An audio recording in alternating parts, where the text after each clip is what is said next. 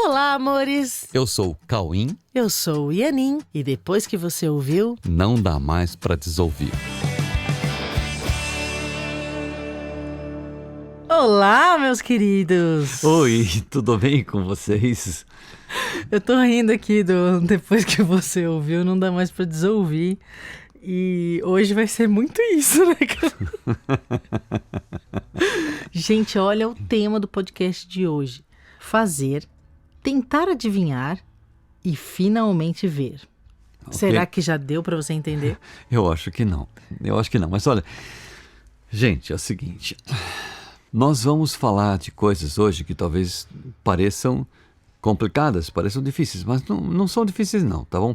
Então vamos ficar prestando bem atenção, que a gente vai ajudar você a entender, mas com isso vai ser muito mais fácil você olhar para o mundo de um outro jeito, tá bom?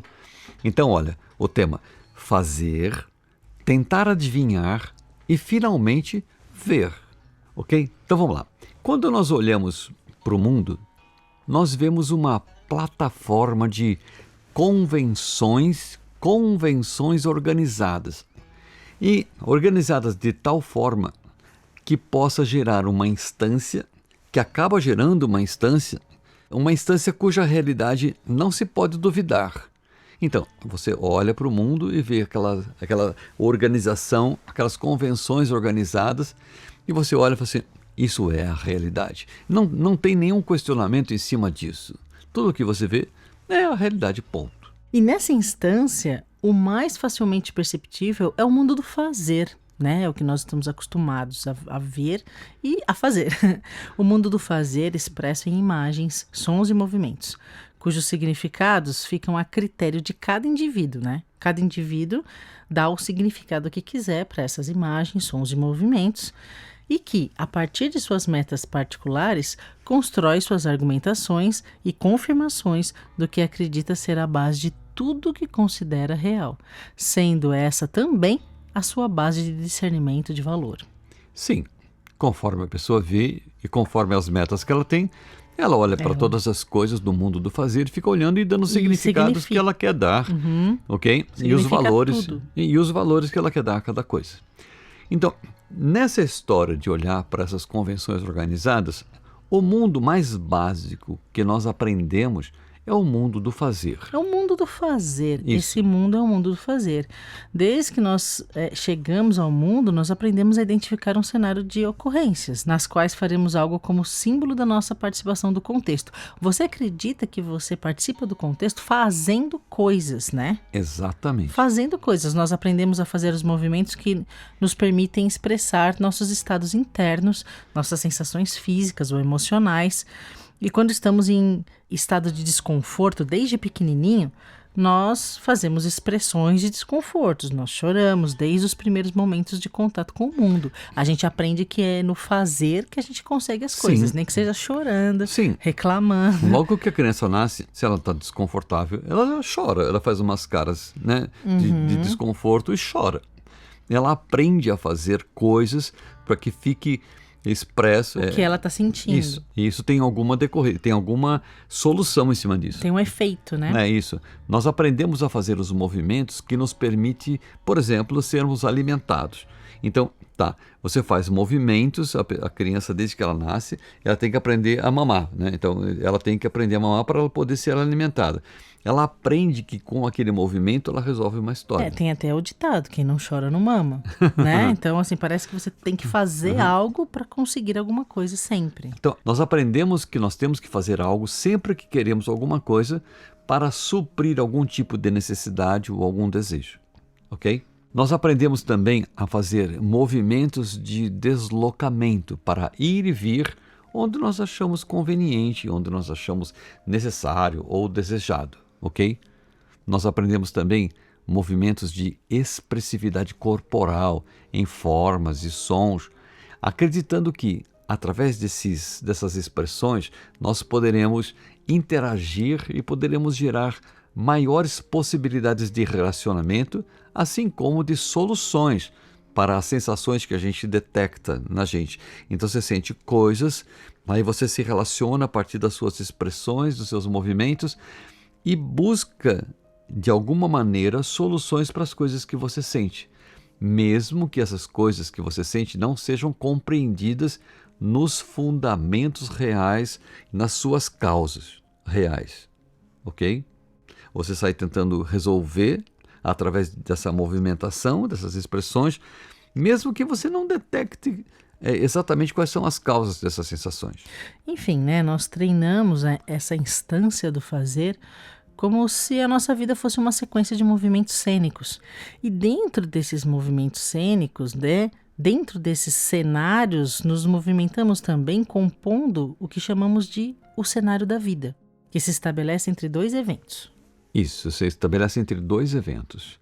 Um primeiro evento chamado de nascimento, considerado a gênese de cada indivíduo, e o segundo evento chamado de morte, que é o grande ladrão da vida que chega sem pedir licença e coloca o fim de uma história, que no máximo fica na memória de poucos ou de muitos que encenaram algum tipo de papel nesse filme no qual o protagonista morreu. Apesar disso, a vida continua para os que ficam, não é mesmo? Para os que ficam e fazem também do seu filme pessoal uma história na qual ele agora é o protagonista, que um dia também vai morrer, não é mesmo? Inevitavelmente. Agora, tem o seguinte, antes do primeiro evento, que a gente chama de nascimento, né? Antes do primeiro evento ou depois do segundo, que a gente chama de morte, cada um acredita no que quiser acreditar, né? Cada um tem um pensamento sobre isso, o que acontece antes de nascer ou depois da morte e tal. Cada um acredita no que quiser, mas sem levar em conta que isso seja a base do que ele chama de sua vida. Por quê? Sabe por quê? Porque os seus valores praticados no dia a dia estão, na verdade, nas ocorrências entre esses dois eventos, entre o nascimento e a morte. Independente de qualquer coisa, no dia a dia é o seguinte, agora estou com fome, preciso almoçar. Entendeu? Independente das crenças do que aconteceu antes do que virá depois. E é nesse cenário, né, entre esses dois eventos, nascimento e morte, que se estabelece todos os valores, os conceitos, prazeres, dores, anseios. É nesse intervalo entre nascimento e morte que estão todas as decepções, alegrias, tristezas, vitórias e derrotas.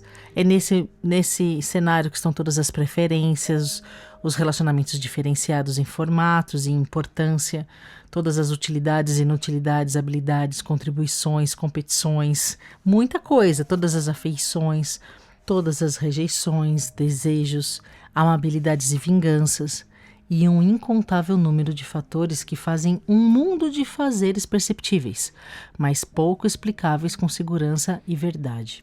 Isso. E nesse cenário do fazer, gente, as avaliações que acontecem, todo mundo faz avaliações o tempo inteiro, mas essas avaliações não se baseiam na visão real dos fatos, mas todas essas avaliações elas se baseiam em conclusões através de deduções, ou seja, através de inferências descompromissadas com a precisão. Deu para entender? Então, tais avaliações não se baseiam na visão das causas, ou na essência dos atos, na visão da essência dos atos, pois no mundo do fazer, acredita-se que as causas estão agregadas diretamente aos fatos em si, sabe? Parece que as causas estão ali muito diretamente envolvidas, que embora tenham sido originadas em decisões e intenções, todo mundo percebe que os fatos, eles estão agregados neles mesmos, mas tem uma decisão, uma intenção que está gerando esses fatos. Mas mesmo assim, os fundamentos desses fatos estão muito longe, estão muito distantes da percepção real do que é mesmo. Quais serão realmente os fundamentos desses fatos, desses atos? Parece que a intenção está muito pertinho do fato, mas se você for olhar, tem coisas que estão muito distantes lá na raiz de tudo e que isso não é percebido. É só uma coisa muito rasa, né? Que as pessoas percebem uma coisa muito diretamente ligada aos fatos. No máximo, uma intenção que a pessoa vê. Eu vi a intenção da pessoa naquela hora. Mas antes disso, tem muitas raízes que não são olhadas. Pois é, e no mundo do fazer, os pensamentos são considerados em níveis de consciência que não alcançam as verdadeiras causas que antecedem os pensamentos visíveis em níveis conscientes ou até em níveis exploráveis de inconsciência, até, né? Tem níveis de inconsciência que a gente consegue explorar, mas que não alcançam nada que desfaça as estruturas do mundo do fazer, cuja realidade não pode ser questionada. Ninguém Isso. questiona a realidade do mundo do Aham. fazer. Então, né? mesmo que olhe as coisas inconscientes, tudo isso vai até um certo ponto, mas não chega lá na raiz que Isso. possa dissolver ou que possa questionar a realidade de tudo isso. Isso mesmo. Inclusive, lembrando, né, que a gente aprende a se fazer desde que chega nesse mundo, você pode perceber que até a sua condição de autovalorização você coloca nesse fazer. Parece que se você não estiver fazendo alguma coisa no mundo, você não tem valor. Parece que você não está existindo no mundo se você não estiver fazendo. Você percebe que você está toda hora procurando coisas para fazer, porque parece que o seu existir está vinculado a esse fazer. Isso faz parte dessa estrutura que não é questionada, né? Isso. Então, e não vai até as raízes que estão gerando todos esses fazeres, né?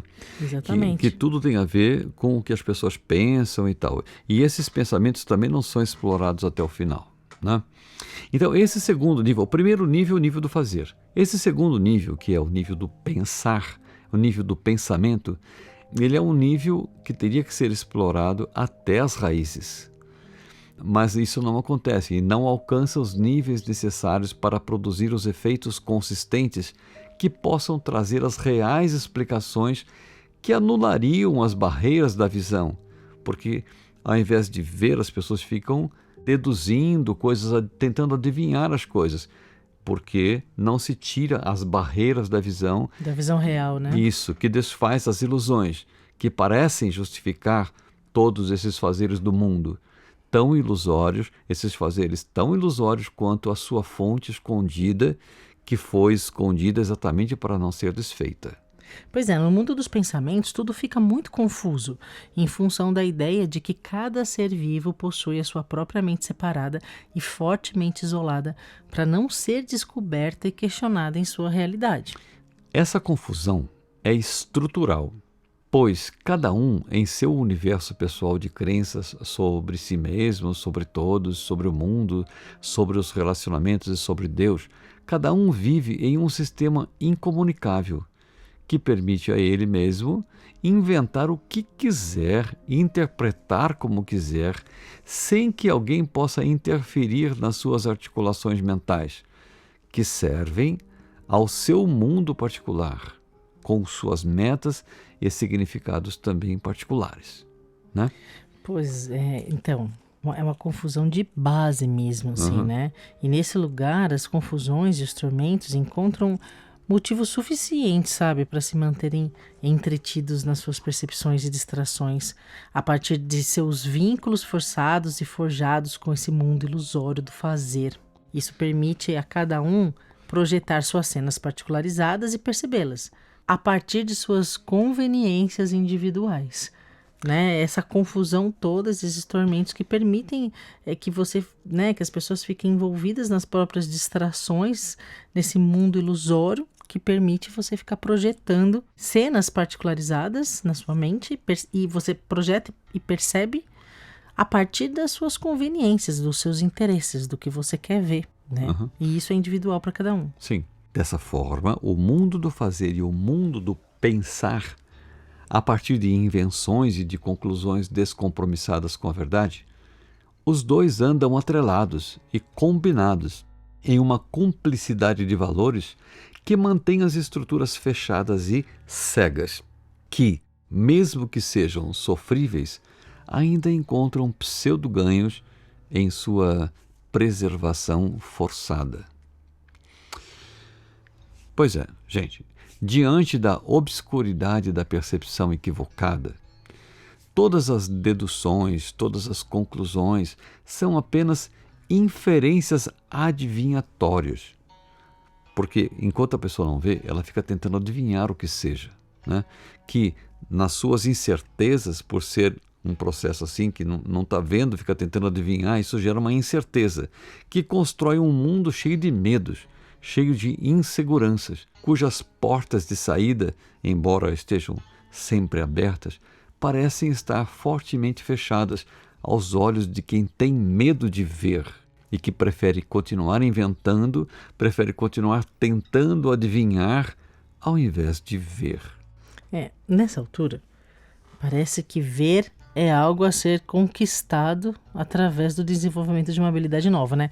Quando o Cauim fica falando sobre ver, né? Você não vê, então você fica tentando adivinhar, né? Fica uma coisa assim, do que ele tá falando? O que é ver? Aí parece que ver é algo a ser conquistado, né? A partir do desenvolvimento de uma habilidade nova, sem saber que essa habilidade é natural em todos. O ver é natural em você, é natural em todos e que, na verdade, só necessita de um simples movimento de confiança. Confiança em cessar os pensamentos confusos, inconsistentes, para permitir que a visão onisciente desfaça todos os equívocos de percepção. Você precisa permitir isso através da confiança. Precisa confiar que você tem isso dentro de você, ok?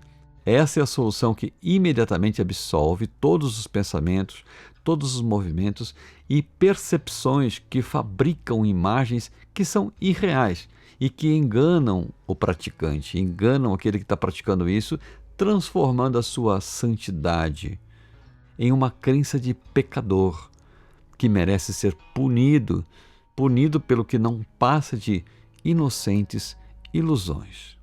Entende que a solução do ver é a solução que te absolve, que te deixa tranquilo, que tira essa ideia de que você é todo errado, que é pecador e tal. Porque você descobre que todas essas percepções, essas ilusões, eram ilusões que não estavam mudando a sua realidade. A sua santidade continua como Deus te deu. Ok? Para que todos possam realizar esse traslado, né, do mundo do fazer para o mundo da visão real, né, se você quiser fazer esse traslado mesmo, Deus tem um plano infalível para você. E na estrutura desse plano nós podemos encontrar a única utilidade do tempo, que também deixará de ser visto como real diante da visão real do mundo. Né? Okay. É uma questão de tempo para você alcançar a visão real, porque ela é natural. Então, desde o mundo do fazer, que todo mundo está acostumado, até passando pelo mundo do pensar, que as pessoas não vão até o final de tudo, dos últimos pensamentos que estão causando todos os fazeres, até você passar por um lugar onde você tire essas barreiras da frente, dê uma aquietada na mente e consiga aceitar que tem um plano para resgatar essa tua visão. Todo esse processo, né, tem uma confiança que você precisa ter em um plano que Deus estabeleceu para que isso possa acontecer. E esse plano é perfeitamente confiável. Enquanto o tempo passa, continuemos nossos processos de busca pela consciência e pela comunicação com Deus e seu infalível plano de salvação de sua criação tão perfeita como Ele mesmo. A perfeita confiança de Deus em todos nós e o seu infinito e incondicional amor continuará agindo suavemente, levemente, mantendo a liberdade que a sua criação possui e em cuja perfeição está a certeza de ser confiável. Eis aqui então a estrada que vai do fazer até a visão perfeita da vida, mas que passa temporariamente por adivinhações, imaginações, projeções e interpretações que iludem, mas não ferem a nossa realidade divina, que se mantém intocável por toda a eternidade. E assim, vamos nós, que como aprendizes da verdade, precisamos apenas aceitar que podemos ser aprendizes felizes, mesmo enquanto nos equivocamos em nossa percepção sobre nós mesmos, sobre todos, sobre o mundo e sobre Deus. E podem ter certeza, Deus nos aceita como suas criações e nos ama, independente da fase em que nos encontramos. E isso é suficiente para sermos aprendizes felizes. Sim, aprendizes felizes. É isso que nós temos que fazer. Temos que ser aprendizes felizes. ok? E aí o mundo terá uma referência muito importante dentro desse plano de Deus. Terá as orientações de Deus e os aprendizes felizes. Que fizeram essa transição Isso. do fazer para a visão real. Ok? Ok, meus amores? Então, beijos, fiquem com Deus, boa semana e a gente se vê daqui a pouquinho. Um beijo.